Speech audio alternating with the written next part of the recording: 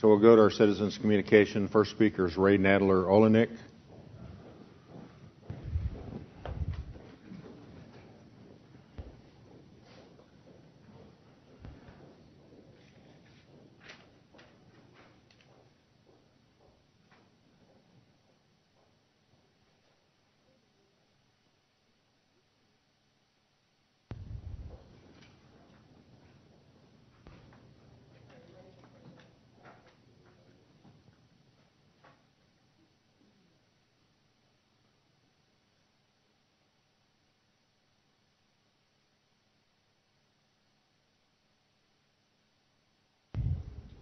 Good morning. Catchphrase often heard when speaking of the unknown toxic load delivered to each citizen through fluoridated water systems like Austin's is, you can control the dose, but you can't control the dosage. Actually, you can't control the dose either. In the 1950s, the U.S. Public Health Service invented a so-called optimal level for water fluoridation, which they set at a range between 0.7 and 1.25 parts per million.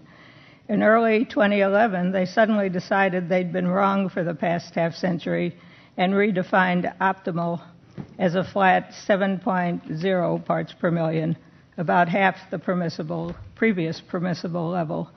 And around that same time, Jane Barazer of the Austin Water Utility declared that 0.7 parts per million was what Austin was shooting for all along. So how well did we do? Austin's 2005 annual drinking water report, the earliest one I have, shows the average parts per million for that year was 1.0. Quite an overshoot if your target is 0.7.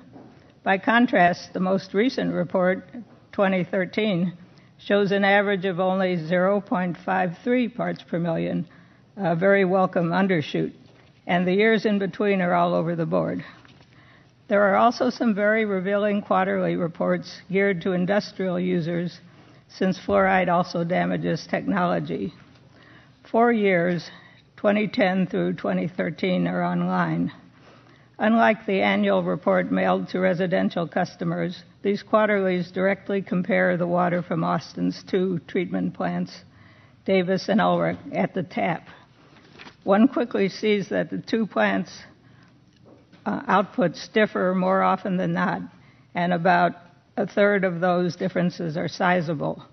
But that's not surprising in view of what we discovered from the City of Austin's online checkbook.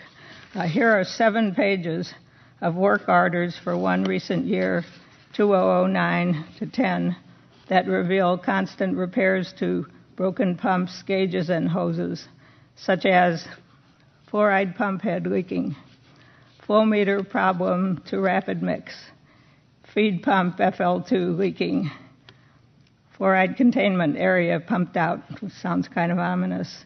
In some, graphic please, it's clear that the Austin Water Utility is incapable of controlling the dose of pseudo medication they dish out to infants and football players alike with anything approaching the precision they lay claim to. I suggest everyone go to this website, which is shown in red, and check out the water reports for themselves. Thank you.